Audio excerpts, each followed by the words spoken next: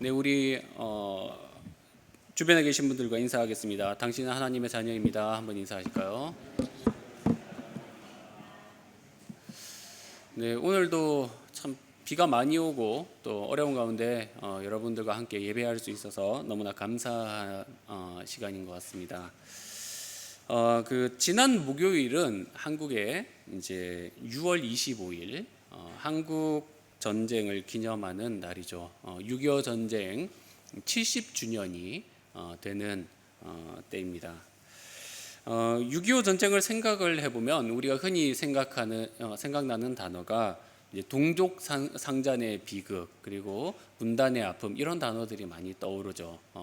그 현실이 지금까지도 이어지고 있으니 참 쉽지 않고 또 여러모로 현재도 겪는 어려움들이 있습니다. 그런데 이제 우리가 이제 그런 이제 그 큰 맥락에서 보다가 또 한편으로 생각을 해보면 그 당시에 이제 남한을 돕기 위해서 파견된 유엔군 참전 용사들을 좀 생각을 해볼 필요가 있어요. 이제 세계 각국에서 뭐 미국을 비롯해서 여러 나라에서 이제 그 참전을 해서 한국을 돕기 위해 많은 젊은이들이 한국에 왔었습니다. 그 중에 이제 좀 기억에 남는 사람이 이제 뭐 예를 들어서 아폴로 11호로 달에 다녀온 닐 암스트롱 같은 사람도 사실은 한국에 와서 이제 공군 비행기 조종사로 복무를 했었죠. 그때 뭐 죽을 뻔한 위기를 넘기기도 했다 그런 이야기들이 있습니다. 참전 용사들을 생각을 해보면 이 사람들이 뭐 2년 반 정도의 기간을 남의 나라를 위해서 싸웠단 말이죠. 그리고 이제 현재 시점에서 바라보면 이제 본인들이 열심히 싸워냈는데 지금도 이제 그 남북이 대립을 하고 있고 전쟁의 위협은 여전하다라는 것이죠. 그렇다면 그들에게는 이 전쟁이 도대체 무슨 의미가 있는가? 라고 좀 생각이 들 법도 한 일이죠. 내가 이렇게 수고하고 그리고 내가 이렇게 고통당하면서까지 전쟁을 했는데 과연 지금은 어떤 의미가 있는가 생각이 들 법도 한 일입니다. 몇 년 전부터 그 한국의 정부 그 보훈처에서 이제 유엔군 참전 용사를 이제 6.25 기념일날 초청을 하는 일들을 매년 해 오고 있습니다. 그래서 이제 그들이 전쟁의 폐허 속에서 경험했던 한국이 이렇게 바뀌었고 또 우리는 정말 당신들에게 감사하고 있습니다라는 것을 표현을 하는 행사인 것이죠. 그래서 이제 현충원에도 가고 그리고 이제 한국에 이제 여러 곳을 탐방도 시켜주고 문화를 체험하게 해주는 행사라고 합니다. 이제 인터뷰를 이제 그 뉴스에서 하는 것들을 이제 몇 년치를 걸쳐서 제가 좀 봤는데요. 거의 100이면 100 하는 말이 뭐냐면 나의 희생은 헛되지 않았다. 이렇게 많은 이들이 자유를 누리면서 행복하게 사는 모습을 보니 내가 지난날에 겪었던 전쟁의 상처가 씻겨 나가는 것 같다라는 말을 합니다. 사실 전쟁의 트라우마라는 것이 굉장하죠. 인간이 일상에서는 절대 맞을 수 없는 스트레스와 그리고 끔찍한 광경을 마치 지옥과 같다라고 표현할 정도로 큰 일을 겪게 되는데 이제 그때 사람들은 왜 내가 이런 끔찍함을 겪어야 되느냐라고 반문을 하게 되는데 그 해답을 얻고 또 회복을 한다는 것은 참 대단한 일인 것 같습니다. 우리가 오늘 말씀을 바라보면서 이제 하나님과 또 인간 세상과의 대립이 있는 이 시편 2편의 말씀을 묵상을 하게 되는데요. 본론으로 좀 들어가 보자면 시편 2편은 제왕시라는 장르로 분류가 됩니다. 보통 제왕시라는 것은 왕이 등극을 하거나 또는 전쟁에서 이겨서 개선을 할 때 부르는 노래를 제왕시라고 합니다. 왕이 이제 왕을 찬양할 때 부르기도 하지만 이제 이것이 신약 시대로 넘어오게 되고 예수 그리스도를 알게 되면서부터는 이 시가 메시아를 염원하는 시구나라는 쪽으로 많이 해석이 돼요. 이 시편 2편의 말씀을 우리가 이제 1절부터 12절까지 살펴봤는데 구조를 조금 말씀을 드리자면 1절에서 3절까지는 이방 나라들이 하나님을 대적하기 위해서 일어나는 장면이 나옵니다. 그리고 4절에서 6절에 보면 하나님께서 그를 대리할 통치자를 세우시는 부분이 나오고요. 그리고 7절에서 9절에서는 하나님께서 그 통치자, 그 아들에게 이제 권세를 주시고 축복하시는 장면이 나오고, 마지막 이제 10절에서 12절에서는 이제 이 이방 나라들에게 회개할 것을 촉구하는 것으로 이 시가 마무리가 됩니다. 우리가 같이 이제 좀 자세히 살펴볼 텐데요. 1절에서 3절까지 읽어 보겠습니다. 1절에서부터 3절까지. 자, 시작. 어찌하여 이방 나라들이 분노하며 민족들이 헛된 일을 꾸미는가?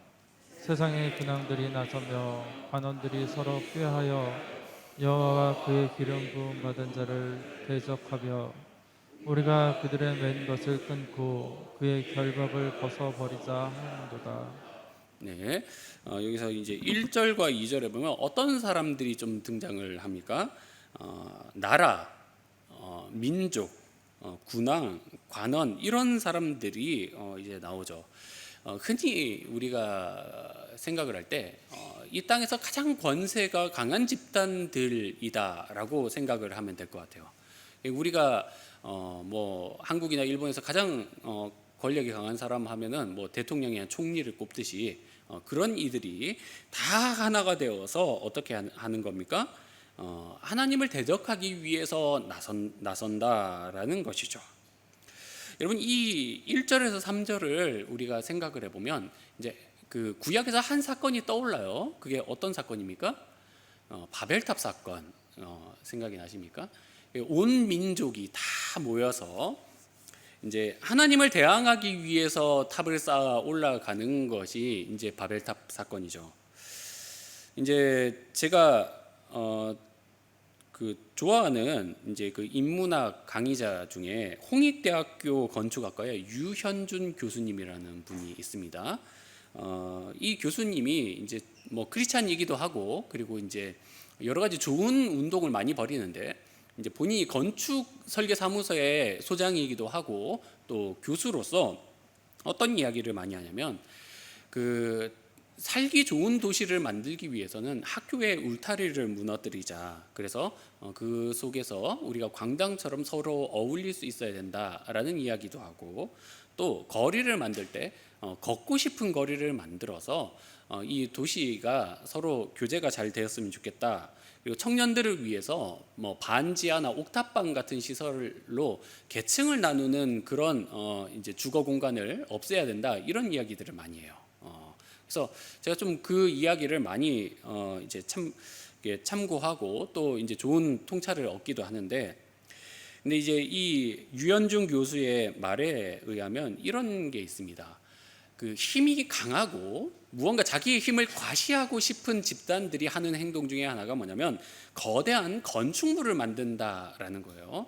그게 이제 고대로부터 가면 뭐 피라미드라든가 또 뭐 자금성, 만리장성, 뭐 로마 제국 같은 경우에는 콜로세움 이런 것들을 세워서 자신들이 정말 권력이 강하다라는 것을 그 은연중에 뭐 은연중이 아닐 수도 있죠. 이제 대놓고 자랑을 하는 것을 본다는 거예요.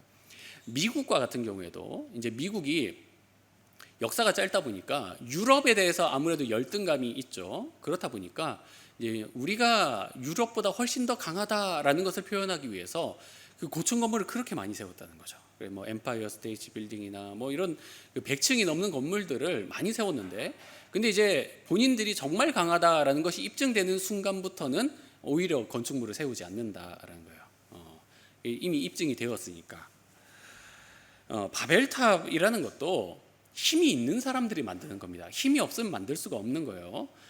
그래서 하나님을 명백하게 대항하기 위해서 이 땅에서 힘있게 자신들의 권력을 사용할 수 있는 집단들이 이제 하나님을 대항하기 위해서 세운 건축물이다. 이렇게 보면 되겠죠. 그런 건축물이 얼마나 대단하겠습니까? 그러나 그 온 인류가 힘을 합쳐도 우주의 지배자인 하나님이 보시기에는 어떻다는 거예요? 이게 뭐 소위 이제 우리식 표현을 하자면 가짠다는 거죠. 뭐 별것 아니다라는 거예요. 하나님을 향해서 그 맨 것을 끊어버리자라고 이제 3절에서 이야기를 하죠. 우리가 이제 여기서 굉장히 그 우리 신앙생활에서도 적용되는 포인트를 발견을 할 수가 있는데요. 그게 뭐냐면 세상에 많은 사람들이 이런 이야기를 하고, 그리고 기독교인들도 그 이야기에 많이 공감하는 게 뭐냐면, 하나님을 믿으면 그 자유롭게 살 수 없다, 이런 논리가 이제 통용이 되는 거예요. 하나님을 믿으면 뭐 술, 담배도 자유롭게 못 하고, 또 일요일에도 놀러도 못 가고, 돈도 자유롭게 못 쓰고, 또 신앙을 좀 깊이 들어가 보면 나는 뭐 다 하나님의 것이고 내 자유는 없는 것 같다, 이런 논리로 들어가게 되는 것이죠. 그러나 하나님께서는 어떻게 우리에게 말씀하십니까? 너희가 진리를 알게 되면 어떻게 되나요? 진리가 너희를 자유케 한다라고 말씀을 하시죠. 사실 여러분, 하나님은 우리를 구속하신 적이 없습니다. 우리에게 뭐 너희가 이렇게 하지 않으면 안 된다, 이렇게 막 결박을 내시는 것이 아니죠. 예수님께서 우리를 구속하셨다라고 표현하죠. 그렇죠? 구속자이신 예수님, 이렇게 표현을 하지 않습니까? 그런데 이 구속이라는 것을 우리가 잘 알아야 되는데, 보호라는 의미에서 받아들여야 되는 거예요. 제가 이제 저희 집 아기랑 이제 산책을 자주 합니다. 이게 이제 교회도 못 오고 어디를 못 가니까 이제 동네 산책만 하는 거예요. 근데 이제 아기가 워낙 잘 뛰어다니니까 이제 막 손뿌리치고 뛰쳐나갈 때가 있습니다. 근데 이제 안전한 곳이면은 그냥 뛰어놀아도 좋고, 그런데 차도로 가끔 가려고 할 때가 있어요. 자동차를 좋아해가지고 자동차를 보려고 막 이렇게 간단 말이에요. 그러면 어떻게 해야 됩니까? 부모가 손을 꽉 잡고 이렇게 그쪽으로 보내지 않아야 되는 거죠. 이걸 이제 구속이고, 이 잡은 손을 끊어야 된다라고 말하면 어떻게 되는 겁니까? 위험한 길로 빠져들 수밖에 없는 거예요. 여러분, 이걸 구속이고 결박이다, 이렇게 표현하면 안 되는 것이죠. 이게 뭡니까? 보호이고, 그리고 사랑이다, 이렇게 표현을 해야 되는 것이죠. 어리석은 인간들이 죄랑 짝해서 이런 말을 하는 거예요. 하나님을 섬기면 힘들다, 하나님을 섬기면 눌린다, 즐겁지 않다, 이런 표현을 하는 거죠. 그러나 결코 그렇지 않습니다. 하나님을 믿으면 어떻게 됩니까? 우리 마음의 속박에서부터 벗어날 수 있게 되는 것이죠. 두려움에서 벗어나게 되고, 분노에서 벗어나게 되고, 또 미움에서 벗어날 수 있게 되는 것이죠. 여러분, 우리가 그 세상에서 살면서 이유 없이 내일을 두려워하는 마음이 결코 신앙적이지 않습니다. 정말 신앙을 가진 사람은 하나님께서 결국 우리에게 최후의 승리를 가져다 주시리라. 아멘이시죠? 그 믿음을 가지고 사는 것이죠. 자, 우리 4절 5절 말씀 읽어보겠습니다. 4절 5절. 자, 시작. 하늘에 계신 이가 웃으시며 주께서 그들을 비웃으시리라. 그때 그를 바라보아 진노하사 그들을 놀라게 하여 이르시기를. 네, 여기에 보면 하나님께서 웃으셨다라는 표현이 있습니다. 여기 이 4절에 나오는 웃음에는 무슨 그 감정이 담겨 있을까요? 제가 처음에 이 말씀을 봤을 때는 분노 또는 이제 그들을 향하여서 하찮은 이렇게 반항이겠구나, 이렇게 생각을 했는데, 한편으로 생각을 해보면 피조물이 자신을 향해서 반란을 일으키는 것에 대한 슬픔도 같이 있는 것이죠. 피조물이 자신을 정말 아름답게 만든 하나님을 향해서 내가 당신을 떠나겠소라고 말하는데 슬프지 않을 수가 없는 것입니다. 그러면서도 분노가 있는 것이죠. 여러분, 그 분노와 슬픔은 사실은 전 인류를 향한 것이에요. 제가 이제 어제도 이제 집에서 빨래를 걷으면서 이제 그 베란다 밖에 이제 모습을 보는데, 베란다 밖에 참 이렇게 그 일본인 가족들이 즐겁게 놀고 있는 모습이 보입니다. 근데 한편으로 그런 생각이 드는 거예요. 참 세상에서도 이제 예수님을 안 믿는 세상 사람들 속에서도 선한 사람들이 얼마나 많습니까? 준법 정신도 뛰어나고 또 타인에게 선한 영향력을 끼치기 위해서 애쓰는 사람들이 많죠. 웃음도 주고 또 남에게 잘 베푸는 그런 선량한 사람들이 얼마나 많습니까? 근데 이 하나님을 향해 대항하는 민족이나 나라나 그 군왕들에게 소속된 백성들이나 관원들을 따르는 이들 중에도 그런 사람들이 없을 리가 없겠죠. 하나님을 반역하는 무리들 속에서도 그렇게 사는 사람들이 참 많다는 거예요. 그런데 그런 사람들에게 우리가 어떤 마음을 가져야 되느냐? 슬픔이 있어야 되는 것이죠. 여러분, 우리가 그 그리스도를 믿으면서 이 일본 땅, 그 하나님을 믿기를 거절하는 이 땅에서 살면서 사실은 진득한 슬픔이 우리에게 있어야 됩니다. 이 세상에서 떵떵거리면서 살고 또 뭔가 선하게 그 이웃에게 베풀고 친절한 우리의 주변에 있는 이들을 바라보면서 사실은 마음에 안타까움이 있어야 되는 거죠. 왜 그렇겠습니까? 그들이 세상의 구당들 속에서 하나님을 저버리고 사는 한 무리가 되었기 때문이죠. 마음이 아프지만 그들도 하나님을 반역하는 사람들 중에 하나가 되었다라는 것입니다. 이제 그런 상황 속에서 하나님께서 어떻게 하시느냐, 6절 7절 읽어보겠습니다. 6절 7절 시작. 내가 나의 왕을 내 거룩한 산 시온에 세웠다 하시리로다. 내가 여호와의 명령을 전하노라. 여호와께서 내게 이르시되 너는 내 아들이라. 오늘 내가 너를 낳았도다. 자, 여기 말씀해 보시면 누가 등장을 합니까? 하나님께서 세우신 거룩한 왕이 이제 등장을 하게 되죠. 그러니까 그 하나님을 대신할 통치자, 하나님의 명령을 수행할 이제 왕을 세웠다라고 말씀을 합니다. 사실 이게 시대적으로 봤을 때는 정확히 예루살렘에 세워진 다윗 왕조를 이야기를 해요. 그래서 이제 다윗 솔로몬에 이어서 하나님의 뜻을 행할 이제 하나님 나라의 왕을 하나님께서 세우셨다라는 것이죠. 그런데 여러분, 그 이 시점에서 잘 생각을 해볼 필요가 있습니다. 이제 하나님께서 시온에 세운 이 왕에게 이방 나라들이 다 굴복하기를 원하신다라고 이야기를 하는데, 역사적으로 봤을 때는 어떻습니까? 역사적으로 봤을 때 모든 나라가 다윗 왕조에게 다 굴복한 건 아니라는 거예요. 다윗이 굉장히 전쟁에서 승리를 많이 했지만 그래봤자 사실 남한 정도의 땅도 차지를 못했어요. 제국도 아니고 이제 그 작은 영역에서의 대단한 왕이지 뭐 이렇게 페르시아, 뭐 아시리아 이런 데 비할 바가 못 된단 말이죠. 근데 그런 작은 나라에 모든 나라가 다 고개를 숙여야 된다라는 것은 어떻게 보면 역사적으로 말이 안 맞는 거죠. 그렇다면 결국은 이 구절은 무엇을 의미하는 것이겠습니까?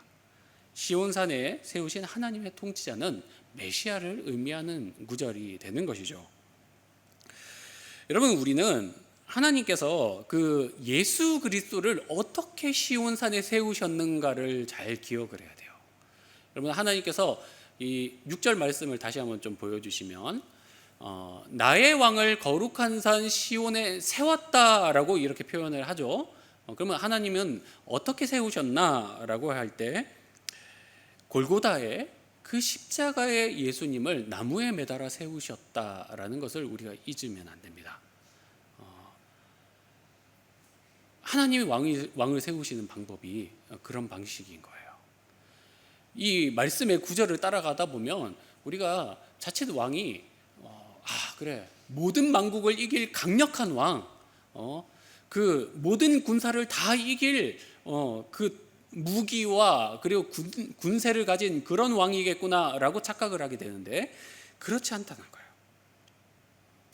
예수님은 가장 힘이 없는 모습으로, 가장 무력한 모습으로 십자가에 달려서 만인의 죄를 다 짊어지신 채 죽음을 맞이하셨죠.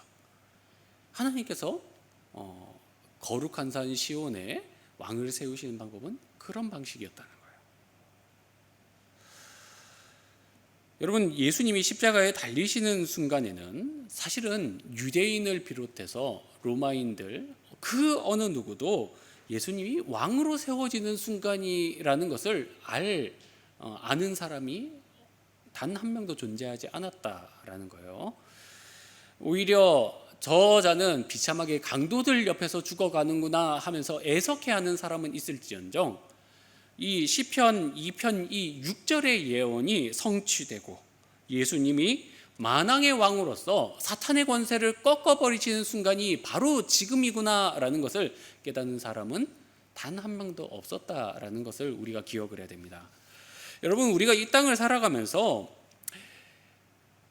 꼭 우리가 신자로서 살아갈 때 기억해야 되는 점이 뭐냐면 우리의 왕이 누구신가라는 것을 우리는 반드시 기억해야 됩니다. 여러분, 그분은 누구십니까?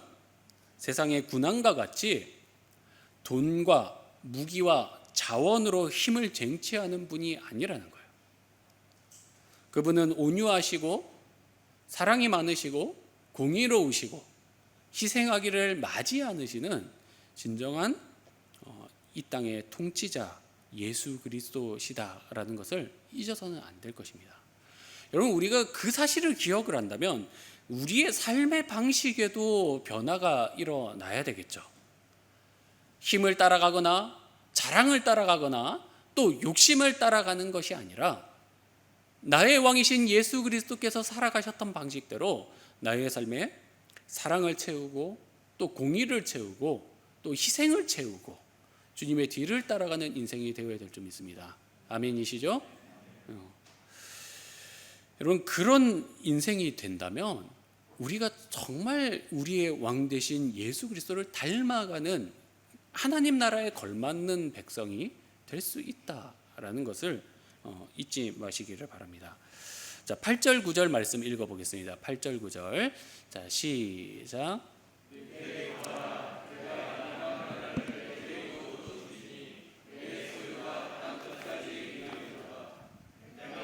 철장으로 그들을 깨뜨리며 질그릇같이 부수시리라 하시도다. 네, 말씀을 보시면 하나님께서 어떤 축복을 주시는지에 대해서 이야기가 나와요. 근데 이제 우리가 선행적으로 봐야 될 구절이 7절인데요. 7절 말씀을 좀 볼까요? 네, 7절에 보면은 아주 유명한 구절이 나오죠. 사실은 이 구절이 신약에서 가장 많이 인용된 구절이에요. 이 시편 2편의 특징이 뭐냐면 신약에서 제일 많이 인용된 말씀이거든요. 여기에서 이제 하나님께서 말씀을 하십니다. 너는 내 아들이라 오늘 내가 너를 낳았도다라고 이야기를 하죠. 그러면 이제 이 구절을 묵상을 할 때 그러면 하나님이 낳으신 아들은 누구인가를 이제 좀 생각을 해볼 필요가 있지 않겠습니까? 저도 이 말씀을 묵상을 할 때 이제 찬양도 있잖아요. 너는 내 아들이라 오늘날 내가 너를 낳았도다. 이 찬양을 어렸을 때부터 불렀는데, 근데 이 아들이 예수님인지 우리인지 잘 모르겠는 거예요. 참 헷갈리는 부분이었어요. 그래서 이 7절에 나오는 그 아들이 누구냐에 따라서 8절 9절에 나오는 축복도 이제 그게 예수님의 것인지 우리의 것인지 그것도 이제 갈린단 말이죠. 여러분, 근데 우리가 예수님이 누구시고 우리가 누구인지를 알게 되면 사실 이게 헷갈리지가 않습니다. 당연히 7절에 나오는 말씀에 너는 내 아들이라 라고 불리는 사람은 예수님입니다. 예수님이 이제 하나님의 아들이시고 8절과 9절에 나오는 이 이제 이방 나라를 유업으로 받고 또 소유가 땅 끝까지 이르고 그리고 그에 대항하는 자들을 이제 이제 쇠몽둥이로 질그릇을 부술 권세를 가진 분이 예수님이다라는 거예요. 그러면 우리는 누구냐라고 물었을 때 우리는 누구라고 대답을 해야 되겠습니까? 성경에서 우리를 누구라고 이야기를 합니까? 이게 굉장히 중요해요. 성경에서는 우리가 하나님의 자녀이고 또 하나님 나라의 일원이면서 왕같은 제사장이다라고 이야기를 하죠. 그렇다면 이 말씀은 동시에 우리에게도 하나님 나라의 이 8절 9절에 나오는 축복을 누리게 한다는 거예요. 하나님 나라의 일원으로서 우리가 하나님의 나라의 소유를 같이 예수님과 함께 소유하고 함께 통치하는 통치자로서 같이 받아 누릴 수 있는 존재다라는 것을 이야기를 하고 있습니다. 여러분, 그러므로 우리가 이제 이 땅을 살아가면서 어려울 때 이제 7절, 8절, 9절의 말씀을 이제 자주 좀 묵상을 하면 좋을 것 같아요.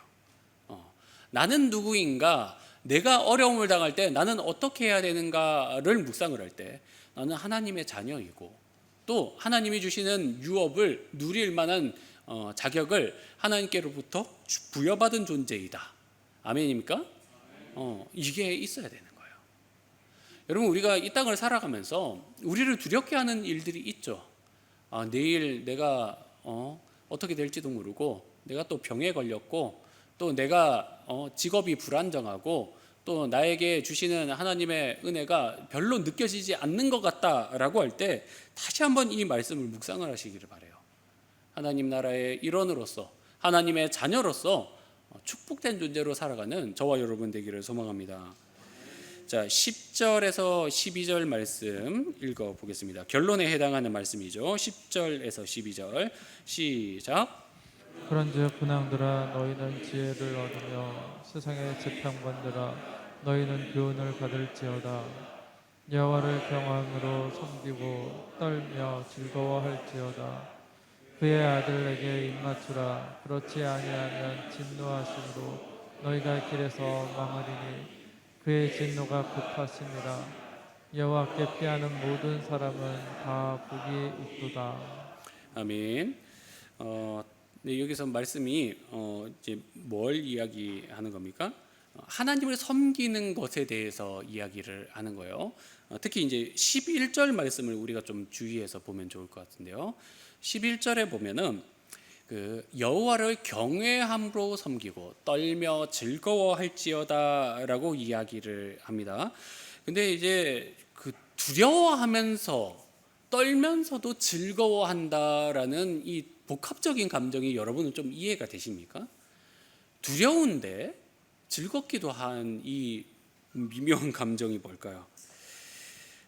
이 말씀을 이해를 하려면 우리가 참고할 수 있는 굉장히 중요한 교리 하나가 있는데 그게 뭐냐면 웨스트민스터 소요리 문답 1번의 말씀입니다. 여러분 혹시 아는 분 계십니까? 거기에서 뭐라고 이야기를 하냐면 인간의 목적에 대해서 이야기를 해요. 질문이 이렇습니다. 사람의 제일 되는 목적은 무엇입니까? 라고 물을 때 대답이 뭡니까? 하나님을 영화롭게 하고 그분을 영원토록 즐거워하는 것이라고 말을 하죠. 한번 따라 하실까요? 하나님을 영화롭게 하고 그분을 영원토록 즐거워하는 것. 여러분, 이게 인간의 태생의 목적이다라고 이야기를 하는 거예요. 많은 사람들이 묻습니다. 인간이 태어나서 무엇을 위해 살아갑니까? 나는 무엇을 성취하며 살아야 됩니까? 또 나는 왜 공부를 해야 되고 왜 이렇게 어렵사리 돈을 벌면서 살아야 됩니까? 질문을 하죠. 그러나 성경은 이 난제에 대해서 정말 단호하게 대답을 하는 거예요. 하나님을 우리가 진실되게 섬기면서 그분을 높여드리고 또 그분의 통치를 즐겁게 받아들이는 것이다 라고 이야기를 하는 거예요. 여러분, 하나님은 정말로 강력한 힘을 가지신 분이시기 때문에 우리가 감히 그분의 말씀에 대항을 하거나 또 하나님의 뜻에 어긋나는 것을 하나님께서 결코 기뻐하지 않으세요.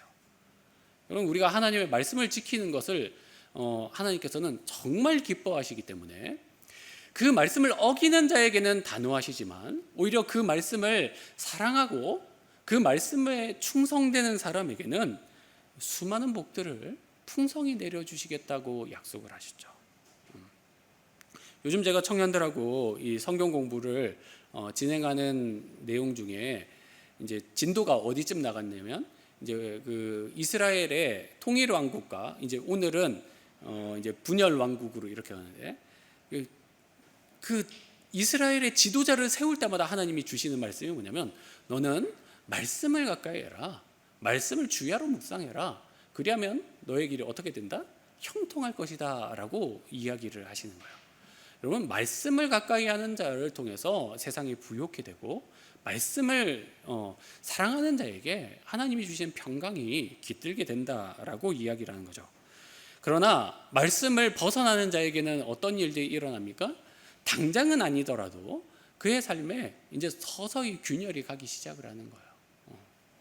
여러분, 저와 여러분이 그 하나님의 통치를 즐거워하는 인생 되기를 소망합니다. 그 시편 2편의 결론이에요. 하나님의 통치를 즐거워하고 그것을 받아 누리고 그것을 기꺼이 수용하는 자들에게 하나님이 주시는 은혜와 복락이 넘쳐날 것이다 라고 이야기를 하죠. 12절 말씀 같이 다시 한번 읽어볼까요? 시작.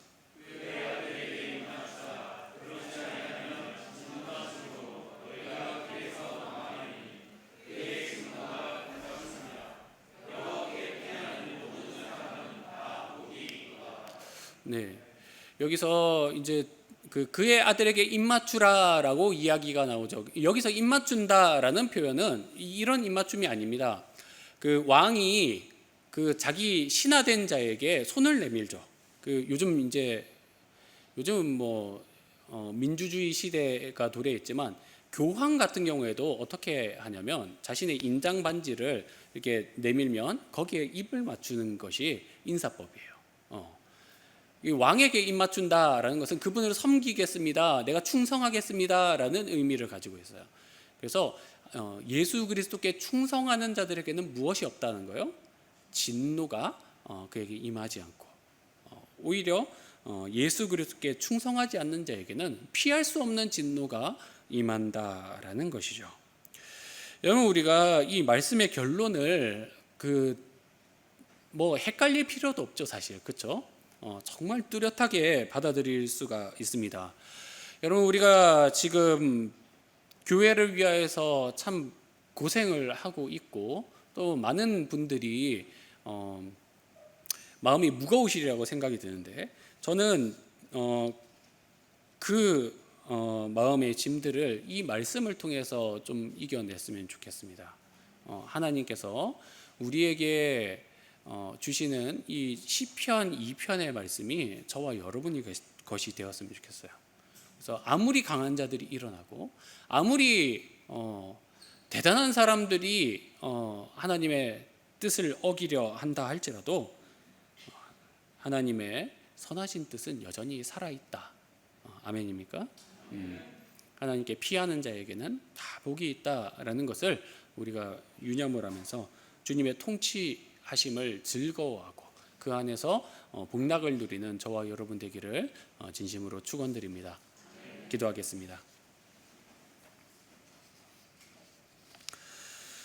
사랑과 은혜가 많으신 하나님, 하나님께서 오늘도 저희에게 주님의 말씀과 또 은혜를 부어주심에 감사를 드립니다.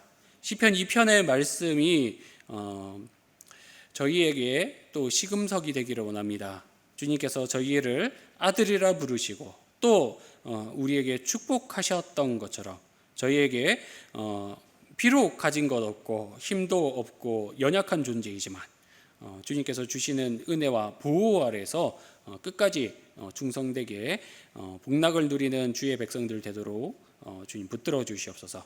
예수님의 이름으로 기도드립니다. 아멘.